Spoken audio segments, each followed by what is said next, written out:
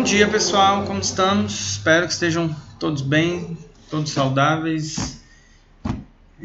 Logo a gente sai dessa quarentena e vamos poder ter aula normalmente de novo e vamos conseguir praticar nossas fotos fora da rua, né? Agora que a gente já aprendeu muito mais sobre linguagem fotográfica, né? Na semana passada aprendemos aí então sobre formas, sobre os diferentes planos, os diferentes ângulos, sobre a perspectiva.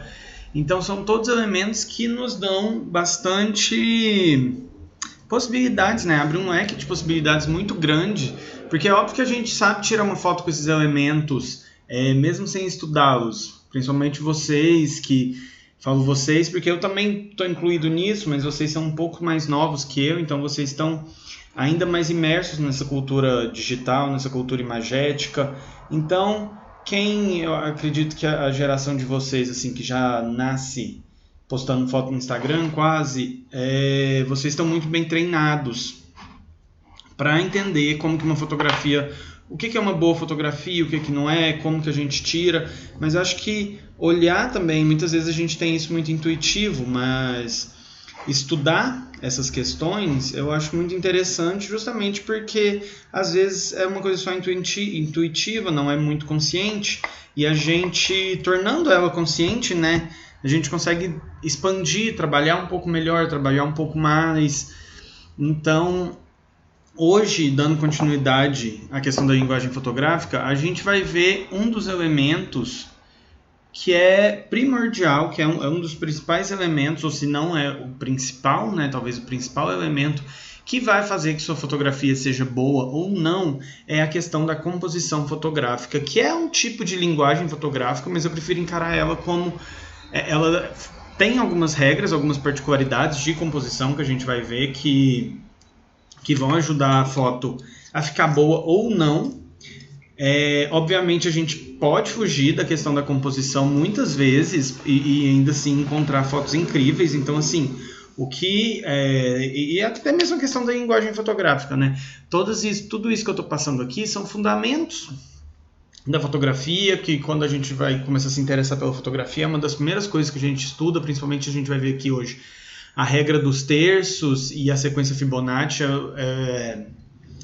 É um conteúdo indispensável para qualquer fotógrafo, mas isso não quer dizer que se você não seguir essas, não vou nem chamar de regras, mas essas possibilidades que a gente está vendo aqui, você não vai ter fotos boas. Obviamente, você pode ter fotos muito boas ainda não seguindo isso aqui, mas conhecendo, entendendo como você pode aplicar a composição nas suas fotografias, pode dar origem a fotografias muito melhores. E aqui eu não falo só fotografias do fotojornalismo, mas também porque, como eu digo sempre, a gente está tendo aula de fotojornalismo, mas antes de tudo, uma fotografia jornalística é uma fotografia. Então ela precisa ter uma determinada beleza, ela precisa chamar a atenção do seu leitor. E aqui as regras aqui, elas não se aplicam só para esse tipo de fotografias, elas se aplicam para todo tipo de fotografia, todo gênero, desde das suas próprias selfies, as fotos mais artísticas, as fotos jornalísticas. E a composição, ela vai ter umas regrinhas específicas, mas eu gosto de pensar nela muito como o resultado dessas regras específicas e também do restante dos componentes da linguagem fotográfica. Porque se a gente conseguir aplicar, não vou falar todos, que eu acho que às vezes é muito difícil aplicar todos os componentes que a gente viu, né? Por exemplo, as diversas formas de linha, a gente não consegue aplicar às vezes em toda foto, ou aplicar todas as linhas na mesma foto. Mas quanto mais a gente aprende sobre isso, mais a gente sabe, né? E mais a gente treina o olhar. Então vamos lá, o que é a composição fotográfica? Composição, então, vai ser o arranjo visual dos elementos que estão ali dentro da sua fotografia. E a gente vai precisar de um equilíbrio. E como funciona esse equilíbrio? Não estou falando um equilíbrio só de se um lado da foto está branco, o outro lado tem que estar preto.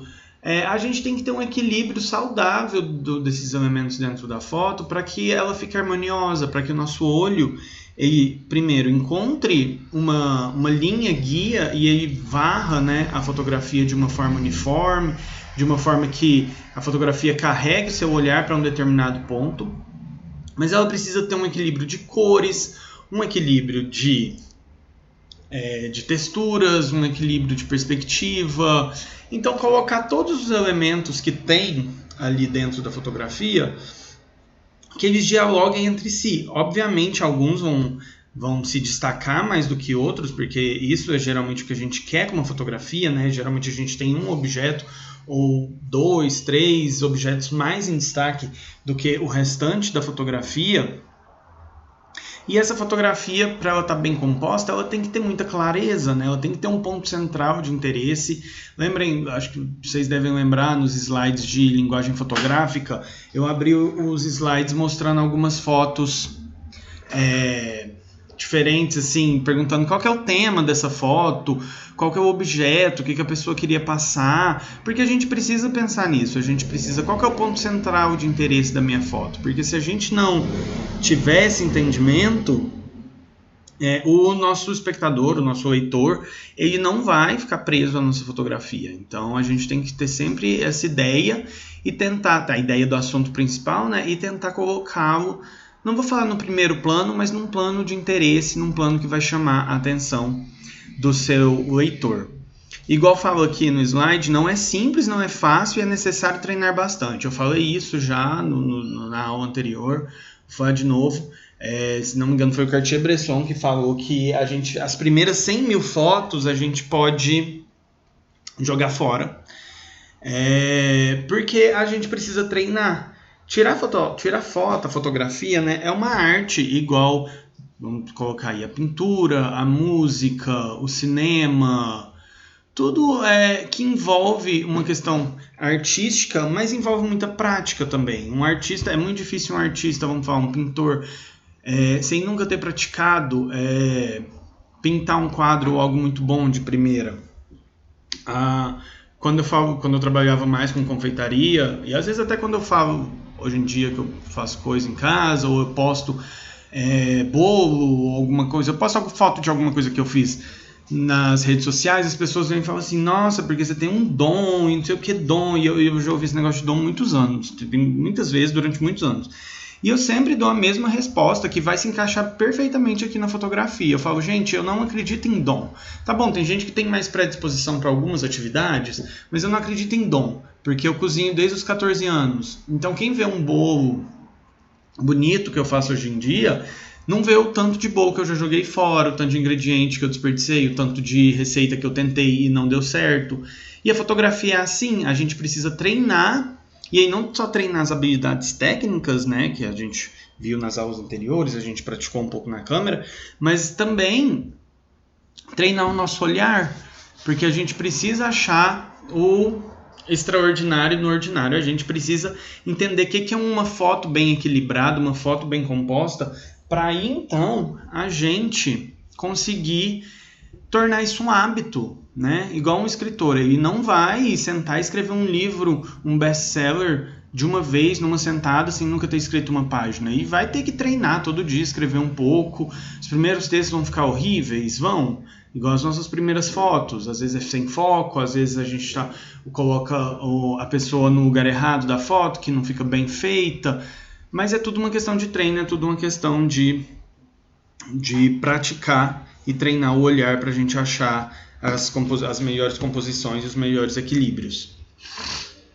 Então a composição é justamente a seleção e a organização dos objetos, né, de forma harmônica, como que eu falei.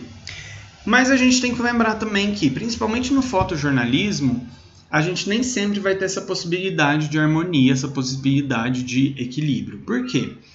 Eu fazer alguma foto num estúdio fotográfico, vamos falar, ou um ensaio fotográfico num parque, vamos falar os ensaios fotográficos que tem no Jardim Botânico todo dia.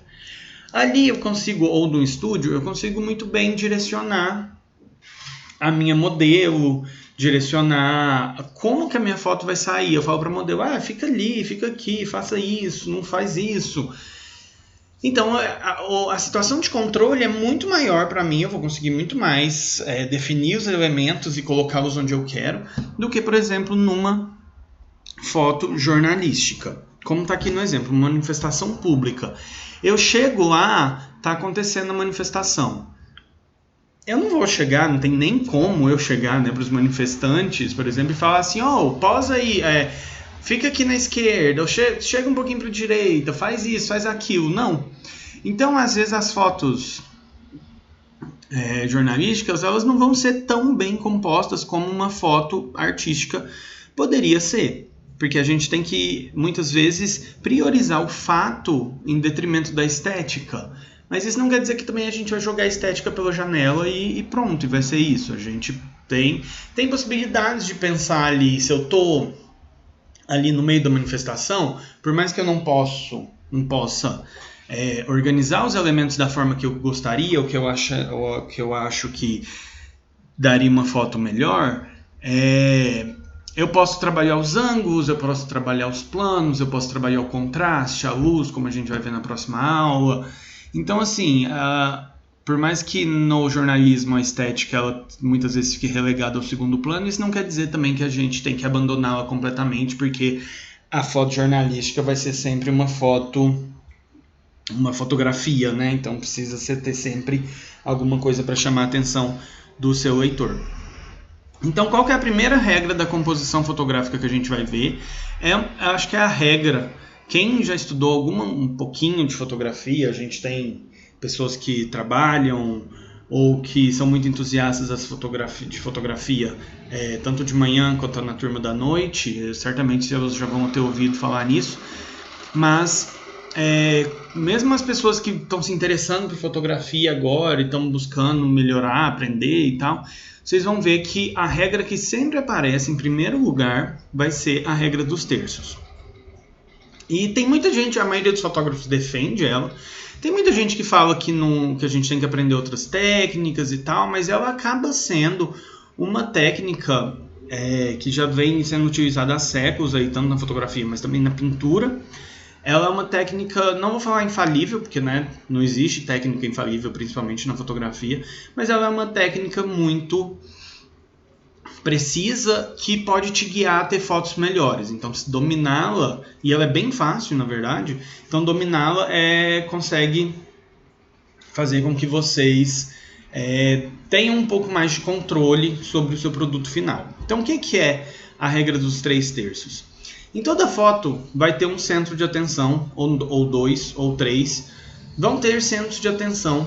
Geralmente a gente escolhe um, né? Mas sempre tem esses centros.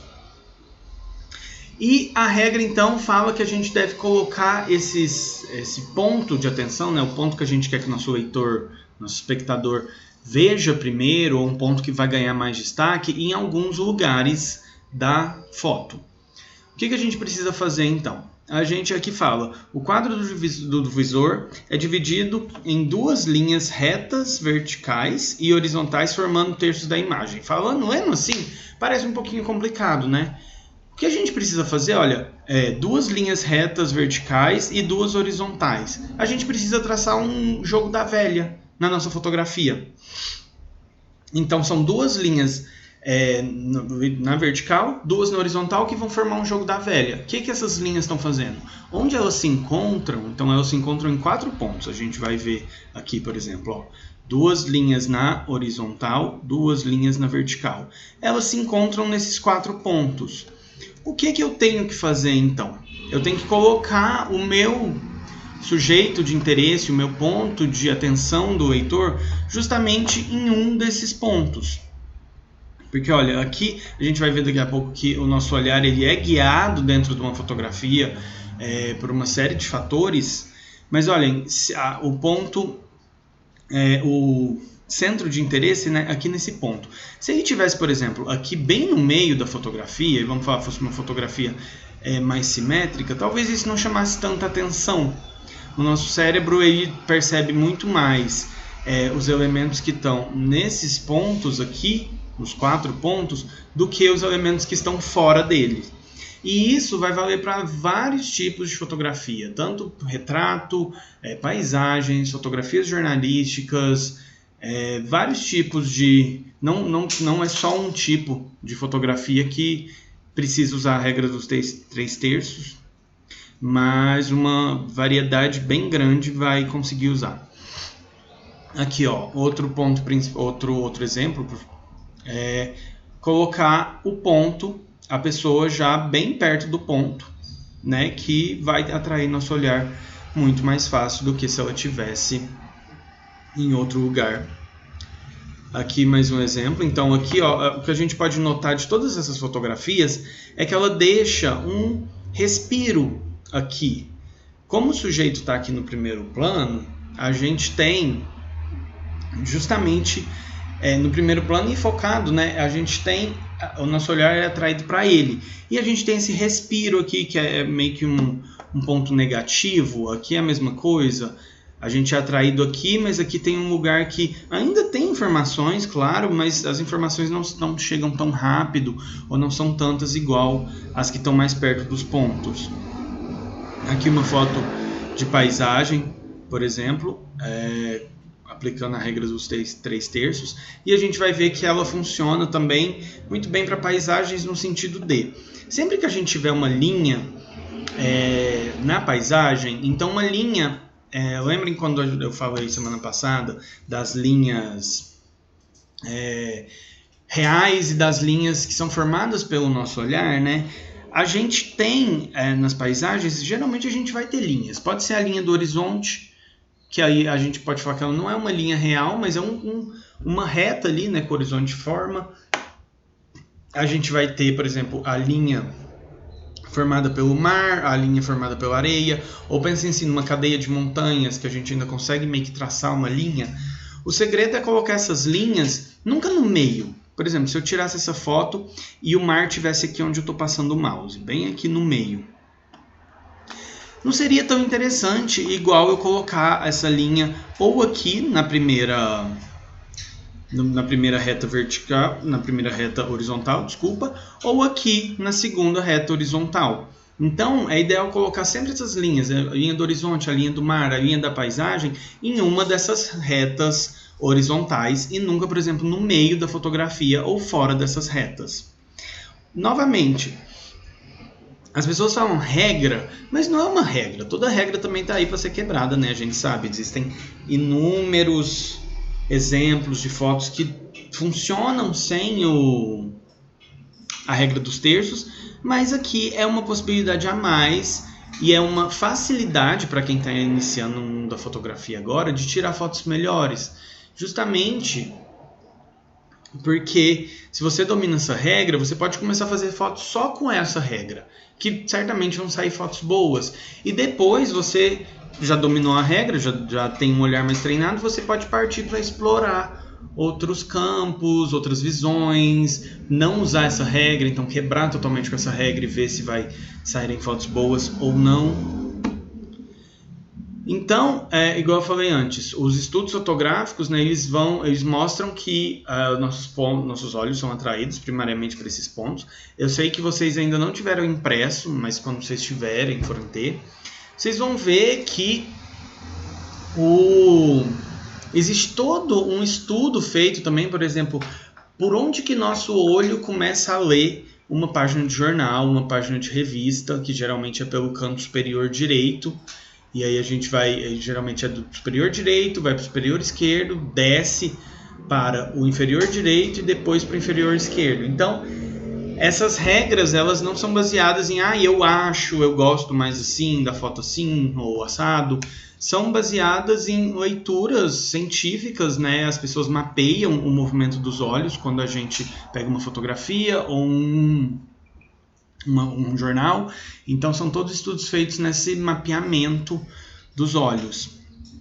Então aqui, como fala, a regra é super fácil. Evitar simplesmente centrar o elemento a fotografar e posicioná-lo 1/3 acima do fundo, 1/3 à esquerda ou 1/3 acima do topo e à direita. Então basicamente colocar os elementos principais que você quer que chame a atenção do seu leitor em algum desses 4 pontos. Então, no caso de pessoas e objetos, colocar eles justamente num desses pontos. Na paisagem, como eu falei, no topo, ou seja, na linha horizontal de cima ou na linha horizontal de baixo. Isso vai dar uma imagem mais natural, uma imagem balanceada, né? Porque acho que se você também, às vezes, colocar tudo fora ali da regra dos 3/3, não vai ficar uma imagem tão balanceada. Aqui mais exemplos, então, para a gente acompanhar. Olhem, se a ponte tivesse esse pilar aqui da ponte, né, tivesse aqui no meio, obviamente seria uma foto interessante ainda, justamente pelo objeto da foto. Porque eu acho que é muito difícil você tirar uma foto com essa ponte colorida, essa névoa que está aqui, esse céu, e vai ficar uma foto horrível. Mas pode ser que se a coisa tivesse aqui, o pilar da ponte, né, tivesse aqui no meio, poderia ser uma foto bem mais desinteressante do que essa aqui. Aqui mais uma de paisagem, então lembrem que eu falei de colocar as linhas da paisagem sempre em uma das correspondendo, né, a uma das linhas horizontais, não colocar no meio. Aqui ótimos exemplos de retrato. Eu sei que muitos de vocês vão aproveitar essas aulas de fotografia, nessas técnicas para tirar retratos não só seus, não só selfies, mas dos amigos, para aprender a melhorar um pouco como a gente tira foto de tudo que está ao nosso redor. Ó, aqui novamente o nosso olhar ele é imediatamente atraído para esse ponto aqui. Mas agora eu já vou começando a falar de outra regra. Pegando essa foto aqui, vocês conseguem, eu queria estar pessoalmente com vocês na aula, porque seria mais interessante a gente ter um diálogo agora. Eu queria ver a resposta de vocês. Eu não vou conseguir ter a resposta de vocês enquanto vocês estão vendo esse vídeo, infelizmente, mas eu queria ver se vocês acham que o olhar de vocês é guiado de alguma forma nessa foto. Então, já que a gente não vai conseguir ter as respostas, mas tentem fazer aí na casa de vocês, assim. Parem, eu vou pensar aqui também por uns 30 segundos, e parem e pensem assim, onde que meu olhar vai primeiro? E será que tem alguma linha ou alguma coisa que está guiando o meu olhar? Tipo, por quais pontos dessa foto o meu olhar ele está sendo guiado? Então, pensem aí, observem a foto e tentem pensar qual que é o caminho que seus olhos estão fazendo olhando essa foto.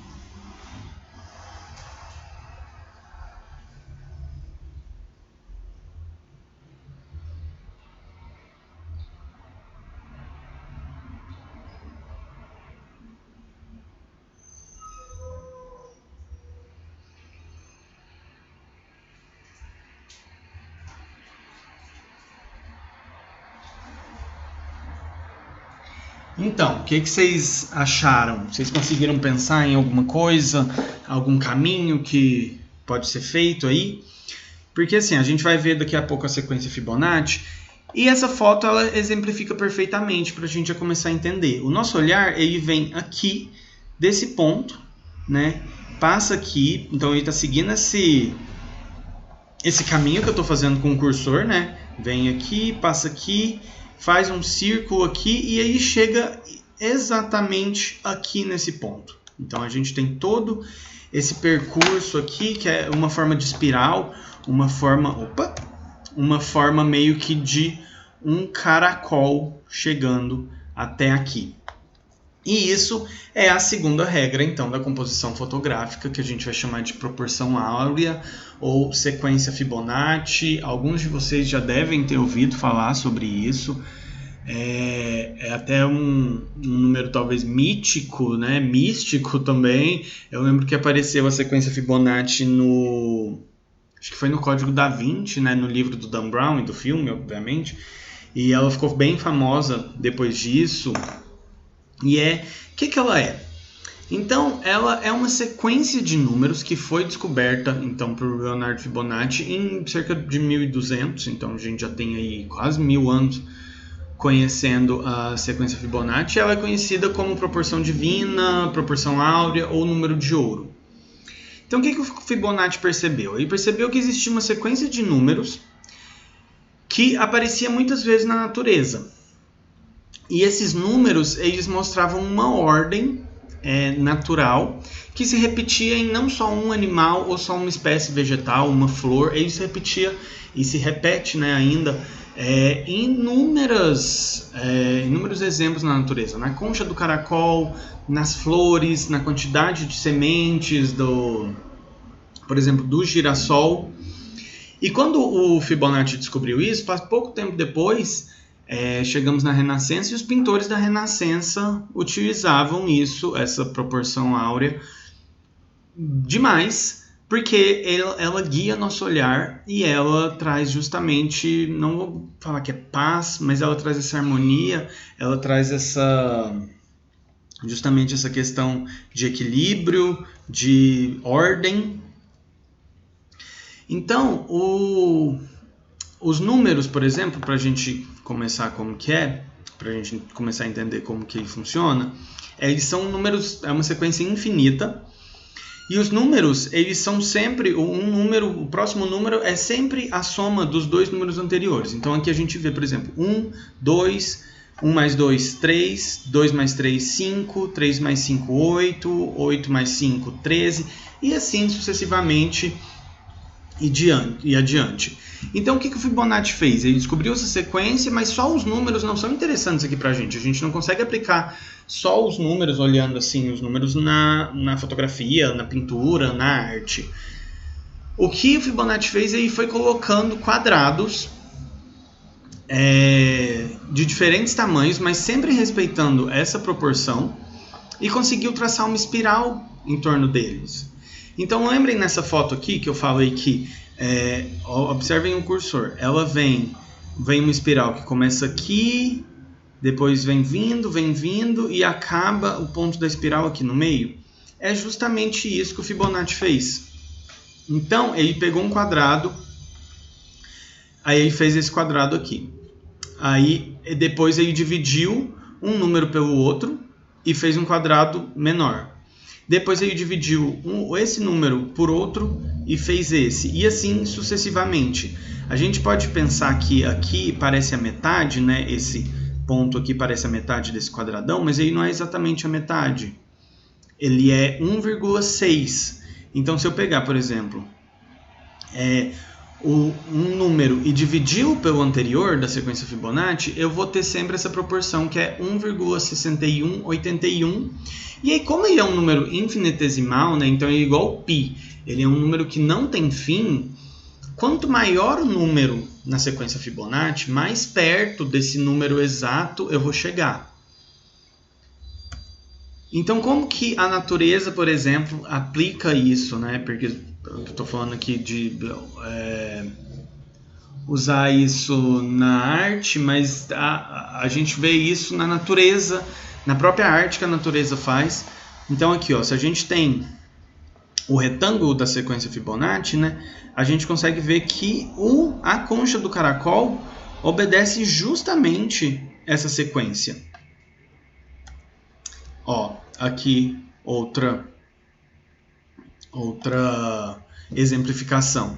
Então aqui a gente consegue ver direitinho como que os quadrados são construídos. Eu construo um quadrado de 1, depois eu construo um quadrado de 2, um de 3, 5, 8, 13. E aí se eu quiser construir um quadrado aqui, por exemplo, de 21, que é o próximo número, que vai ser um quadrado maior aqui, eu vou conseguir aumentar essa espiral. Eu vou colocar um vídeo para vocês, infelizmente está em inglês, eu não lembro se tem a legenda, eu tenho que ver se tem, mas é um vídeo que eu estava vendo quando eu estava montando essas aulas.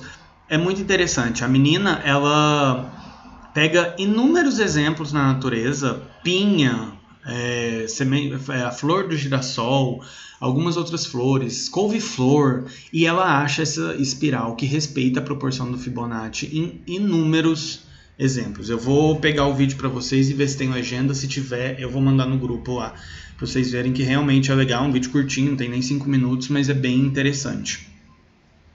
Ó, aqui, por exemplo, dentro do caracol, né? E aqui imagino que seja uma folha, imagino não, né? É uma flor de girassol. Olha, a gente consegue ver que existe uma espiral aqui dentro. Várias espirais, na verdade, né? E aí eu falei então que os pintores na época da Renascença usavam isso, e até hoje usam isso, né? Mas olha aqui, ó, alguns exemplos de como que essa sequência ela foi trabalhada. E por que ela dá tão certo? Porque é justamente por isso, porque essa espiral formada pela sequência Fibonacci, ela vai guiar o nosso olhar para o ponto que chama mais atenção da foto, né? Ou da obra de arte. Mas vamos falar da foto, que é o que é o nosso foco aqui, né? Ela vai guiar para onde o nosso olhar deve ir. Então, o nosso olhar aí vai ser sempre atraído, por exemplo, para esse ponto aqui. A construção vem por aqui, a gente é guiado, mas o ponto principal da foto é o olho da menina. Sim, eu não consigo imaginar que um pintor chegou e pintou isso aqui para o acidente. Não, sabe, colocar o olho da menina bem onde o nosso olhar é atraído. Isso foi muito bem calculado justamente para tornar isso uma obra de arte, vamos lá, temporal, que chama atenção, uma obra de arte que é inigualável. Aqui na Mona Lisa, por exemplo, como que o nosso olhar é guiado justamente aqui para o rosto dela, né, esse rosto enigmático. E esse aqui é o número da proporção áurea 1,61, aqui é 8,1, e aí continua de forma infinita, igual o π. Aqui então entrando na questão da fotografia já, então a gente consegue ver como que essa proporção atrai o nosso olho para esse ponto aqui. E a gente vai ver fotografias jornalísticas daqui a pouco, que por mais que eu tenha falado antes que nem sempre é fácil compor uma fotografia jornalística, né, devido à mobilidade dos objetos, a nossa incapacidade de controlar o que está sendo mostrado ali, mas a gente vai ver que às vezes dá para tirar ótimas fotos ainda, seguindo essa regra. Aqui então, olha, prestem atenção que aqui a gente tem a sequência Fibonacci, mas vocês vão ver que a sequência Fibonacci ela é muito parecida também com a regra dos 3/3, porque aqui a gente também está aplicando a regra dos 3/3. Ó, imaginem uma linha aqui, uma linha aqui, uma aqui e uma aqui. Imagina o jogo da velha, né, nessa foto. Ele está posicionado perto dos pontos. Aqui o horizonte está justamente onde passaria a linha horizontal de baixo. Então é uma foto totalmente harmoniosa, que ela tem aqui o respiro, né? A gente tem um campo negativo aqui que dá esse respiro. Não é uma foto que vai encher muito de informação, não vai ser uma foto, não quero falar confusa, mas porque quando eu falo cheia de informação, é uma foto que tem muita coisa. Tipo, pensem o centro, assim, um sábado, 11 horas da manhã, que tá todo mundo ali no centro, gente te entregando as coisas, gente gritando, tá cheio. É isso, é justamente esse excesso de informação. E uma foto que usa a sequência Fibonacci e a regra dos terços, ela traz justamente essa capacidade de tornar tudo mais harmonioso. Aqui então, olhem, se a foto não tivesse com a questão da espiral, né, não tivesse com essa espiral preta aqui em volta, acredito que a gente não veria como ela funciona, mas mesmo assim a gente seria atraído por aqui. Talvez a gente veria sim, justamente porque aqui faz uma curva, né? Mas olha, nosso ponto é atraído justamente para esse ponto aqui. Ó, aqui fotos de grandes autores, então já, né, de grandes fotógrafos, atraindo. Até aqui as crianças já estão na própria forma da sequência Fibonacci. Aí fica, será que foi posada? Será que não foi? Será que foi só a questão que o autor descobriu não, né? Ele olhou para a foto e falou, esse ângulo funciona. Então tá vendo como dominar essas duas regrinhas de composição pode fazer toda a diferença na hora de vocês fazerem as fotos. Ó, aqui a gente tem, nosso olhar é atraído justamente aqui, né? Pensem aí um pouquinho como vocês conseguem enxergar essa foto. Ó, eu venho bem aqui e ela fecha aqui. Olha, aqui agora uma foto, fotos já mais fotojornalísticas, né, para a gente entender como que funciona no fotojornalismo nessa sequência. Tem uma página ou era uma matéria, agora não me lembro, que mostrava justamente fotos jornalísticas que parecem retratos renascentistas. E aqui tem até uma brincadeira com isso. Mas olha, a foto igual mostra aqui, né? A foto vem, nosso olhar vem, carrega e chega aqui. Aqui eu vou mostrar um exemplo brasileiro agora mesmo que eu acho incrível. Mas ó, como essa foto, ela parece em si totalmente uma pintura renascentista, né? E justamente, eu acho que pela sequência Fibonacci, né? Porque atrai nosso olho até aqui, mas pela disposição dos elementos. Parece uma pintura, parece uma foto muito irreal, né? Ó, aqui um exemplo então sem o círculo, né? Sem a espiral da sequência Fibonacci para a gente pensar. Pensem aí como que isso vem, como que essa espiral funcionaria aqui. De novo, citando que aqui a gente então tem um espaço de respiro, um espaço de folga, e a sequência ela ficaria justamente assim.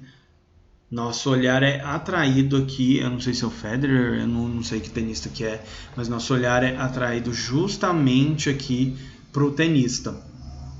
Então tá vendo? A gente não precisa de muito para uma foto funcionar. Porque aqui é uma foto que o fotógrafo ele não tem possibilidade de controle sobre os elementos basicamente nenhuma. Ele não tem como pedir para o cara posar, para o cara parar, para o cara repetir uma jogada e tal. Mas ele usou o quê? O que ele usou aqui? Ele usou um ângulo legal. Ele usou justamente essa questão do respiro. Olha, a regra dos 3/3. A foto dividida em 3/3 e ele está aqui quase num dos pontos que atrai nosso olhar. Então ele usou a regra dos 3/3, ele usou a proporção áurea, ele usou esse espaço de respiro aqui, ele usou a sombra. Então são todos elementos que aí sim estão o controle dele e tudo vai depender de como você vai se posicionar, onde você vai se posicionar. Se você vai estar muito perto do objeto, você vai colocar o objeto no meio, você vai dar um espaço para o objeto respirar, você vai dar espaço para terem outros objetos na foto, porque a sombra dele também é um objeto, ela também está compondo essa foto. Aqui mais uma foto jornalística, uma fotografia jornalística, né?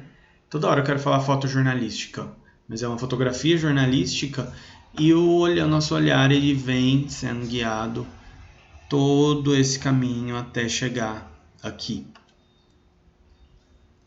Mais uma foto aqui. Aqui também parece uma pintura renascentista, tanto pela guia, pelo direcionamento, né, do nosso olhar, pela construção com a proporção áurea, mas acho que também pela posição das pessoas, por esse cara que parece que ele está sendo carregado e está sendo segurado, que é um tema também muito comum nas obras renascentistas, né?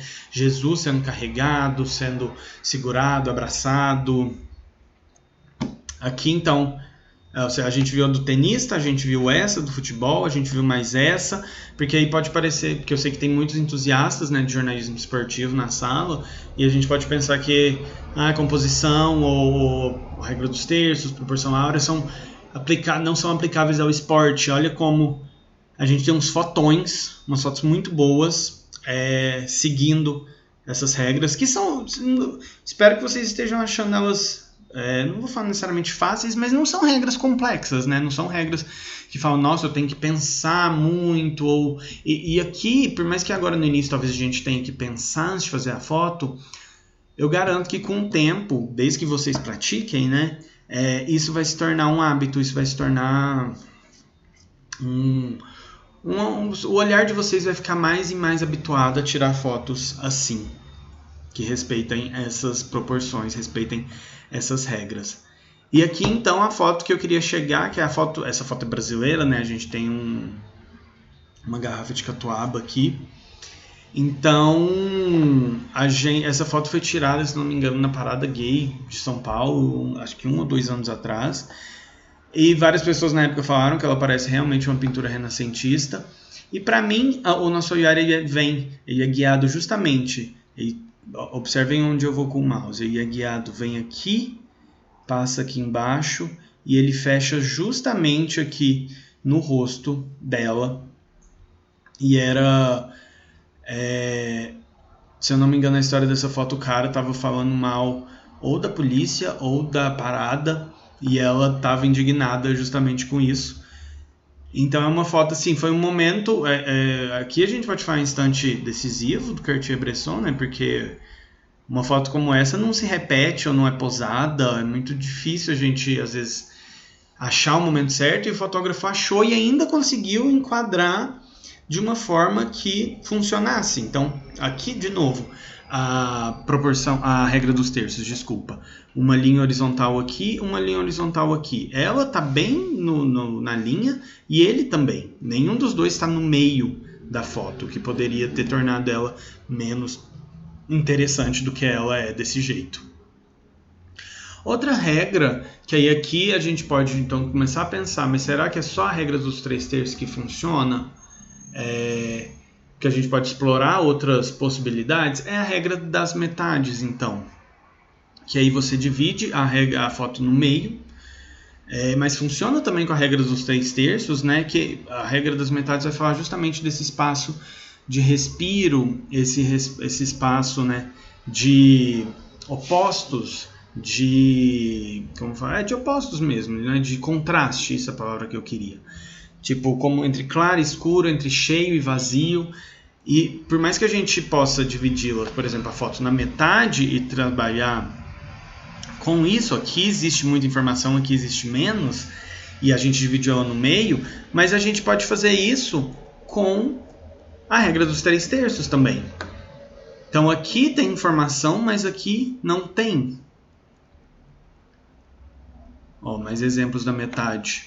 Aqui informação e aqui o vazio. Então, como a gente viu na aula anterior, né? Aqui tem espaço positivo e aqui tem espaço negativo. Aqui tem falta de informação, enquanto aqui tem muita informação. Então, se a gente colocasse muita coisa aqui também do lado esquerdo, poderia ser que a foto ficasse muito cheia, cansasse muito fácil os olhos do nosso espectador. Outra regra de composição, essa aqui eu acho que eu já falei um pouco, né, sobre ela lá na questão quando a gente falou das linhas na linguagem fotográfica, é justamente seguir as linhas. Mas, professor, não tem linha na minha foto, não tem horizonte, não tem, sei lá, aqui tem as linhas, mas são as linhas dos prédios, por exemplo. Mas, de novo, a gente como fotógrafo, a gente tem que enxergar coisas onde não tem, e enxergar essas coisas justamente para guiar o olhar do nosso espectador. Seguir as linhas. O que é as linhas aqui? Obviamente a gente tem as linhas verticais, que a gente viu na aula de linguagem fotográfica, que dão estabilidade, dão uma questão de força, né? Uma questão de poder para as fotos, a presença dessas linhas verticais. Mas aqui a gente tem uma linha que segue a perspectiva aqui dos prédios, que vai acabar aqui. Então, olha, todas essas linhas desenhadas, elas vão apontar para o mesmo ponto. E, de novo, aqui eu não coloquei a proporção áurea, né, o diagrama, senão ia ficar muita coisa em cima dessa foto. Mas olhem o mouse, olhem como a foto, o olhar é guiado justamente para ali. Vem aqui e puxa aqui. Aqui, por exemplo, outra foto que segue as linhas. Aqui já não está tendo tanto proporção áurea, porque vocês vão ver. Certamente vocês já perceberam que a proporção áurea está muito ligada à regra dos terços, né? Porque aqui a gente está dividido em 3 linhas. A gente está dividido aqui em 3 linhas, né? Enquanto aqui não, mas mesmo assim a foto funciona, porque olha, essas linhas aqui, elas todas guiam para esse centro da foto, que é o que chama justamente a atenção. É esse ponto aqui do meio. Aqui a gente também tem a linha, por exemplo, do Sol, né, que vai guiar o nosso olhar para cá. Aqui mais linhas, a gente tem as linhas então da faixa de pedestres, a gente tem as linhas das lojas, aqui por exemplo, da Marquise, não uma Marquise, né, na verdade, parece mais um toldo, uma cobertura. E todas elas vão guiar o nosso olhar aqui para esse elemento que está aqui no meio. aqui o último exemplo das linhas. Então, ó, essas linhas, aqui nosso olhar, ó, ele vem sendo guiado até a moça. As linhas do corrimão, da escada apontam para ela, a linha do pier aponta para ela. E aqui de novo a gente tem o uso dos 3/3. Ó. A linha do horizonte, a gente só tinha visto exemplo até agora da linha do horizonte quando ela estava na linha de baixo, né? Aqui um exemplo para vocês verem como que ela fica na linha aqui na linha superior, que ainda funciona muito bem, né? E o nosso olhar, mais uma vez, ele é guiado aqui, seguindo uma espiral até a moça. E por fim, vamos falar um pouquinho do enquadramento, né? Justamente tentar enquadrar o nosso objeto. Então, a gente não precisa pensar muito para entender a palavra enquadramento, enquadrar, colocar então uma moldura, colocar um elemento que vai fechar a atenção do seu espectador ali, vai direcionar a atenção dele e vai justamente dar essa impressão de que o que você escolheu colocar aí dentro está em foco. E não estou falando só do foco da câmera ou desfoque, mas está em foco assim, é o que vai chamar primeiro a atenção do seu espectador. Por exemplo, aqui a gente obviamente o nosso foco, o nosso ponto de atenção é o olho da menina, né? Até porque é o que está mais em foco que o resto, mas a moldura criada aqui por essa toalha, pelo que parece ser uma toalha, né? Justamente põe o rosto dela em atenção, juntamente o cabelo mais ainda, né? Então aqui no amarelo a gente já tem uma moldura que traz atenção para o rosto, e no rosto a gente tem outra moldura que traz atenção aqui para o olho, que é justamente onde ele trabalhou a iluminação também, né? A gente consegue ver aqui que a pele dela está refletindo, a pele dela está muito mais branca do que, por exemplo, em outros lugares da foto. Aqui mais um exemplo então de emolduramento, né? De enquadrar. A gente está vendo justamente pela janela de um carro. Vocês devem lembrar daquele livro dos americanos, né, The Americans, se não me engano é do Robert Frank, e ele tem uma foto que é justamente do bonde. A gente viu ela em aula, eu lembro que os meninos apresentaram ela, se não me engano os meninos apresentaram ela, e é justamente essa foto dentro de um bonde também, é uma foto de fora, mas mostrando a visão de dentro pela janela.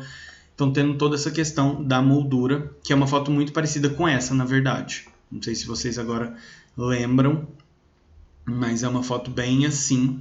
Então aqui a gente tem o emolduramento primeiro da janela, né? Primeiro eu acho que aqui das cores também, né? Porque aqui é a mesma cor que aqui, já cria uma moldura. Depois a gente tem a moldura da própria janela, e a gente tem a moldura da própria janela aberta, que vem aqui e chama a nossa atenção justamente para o rosto dessas crianças aqui. Aqui um exemplo criativo também, então, de cidade. Isso aqui é uma cerca, né?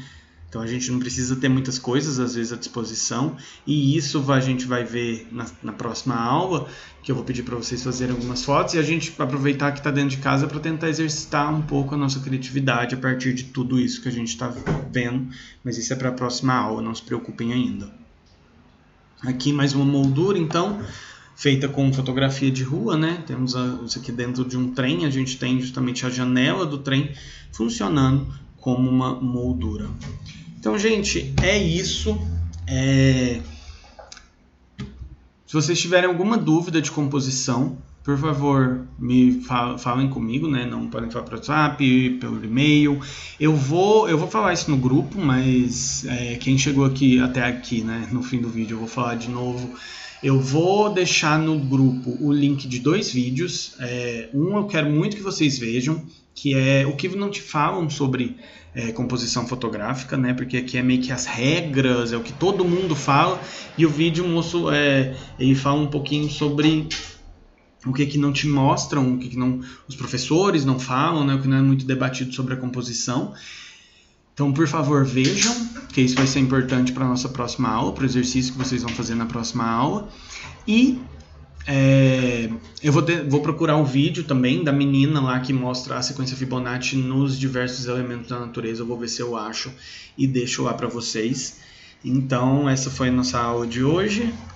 Aproveitem e já comecei a pensar em possibilidades fotográficas dentro de casa, que isso vai ser o exercício para a próxima aula, mas na próxima aula eu passo as indicações certinhas, então fiquem seguros até lá. Se puderem, não saiam de casa. Quem infelizmente tiver que sair para trabalhar ainda, tome os devidos cuidados, higienização das mãos, que logo logo a gente está fora, está sem esse vírus. Até mais, pessoal.